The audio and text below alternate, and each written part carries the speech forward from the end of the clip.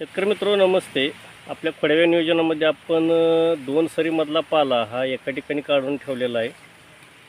तर असं नियोजन का, तर ज्यावेळेस आपण नंतरची दुसरी भरणी जी आपण पाला काढणी करतो त्यावेळेला आपण बरोबर जो मोकळा फट असेल त्या फटामध्ये बरोबर इकडल्या पलीकडल्या फटामध्ये पाला काढून ठेवायचा. आज रोजी जी आपली स्थिती दिसते खोडवा नियोजनामधली ते अतिशय उत्कृष्टरित्या आहे. पण फक्त काय झालं की पावसाचा जो अतिरेकपणा झाला, त्या पावसाच्या अतिरेकपणामुळे आपणास सदर प्लॉटचे नियोजन थोडेसे व्यवस्थित करता आले नाही. तरी आता इथून पुढे बरोबर प्लॉटचे नियोजन चालू ड्रिपच्या माध्यमातून होईल. ज्यावेळी Bhumi power, PSP, ammonium sulphate, 24-24 MOP यांचे शेड्यूलनुसार ज्यावेळेला डोसेस जातील त्यावेळी हेच ऊस असतील. हे अजूनही आपणास सुंदर आणि देखणं असं नियोजन पाहावयास भेटेल. धन्यवाद.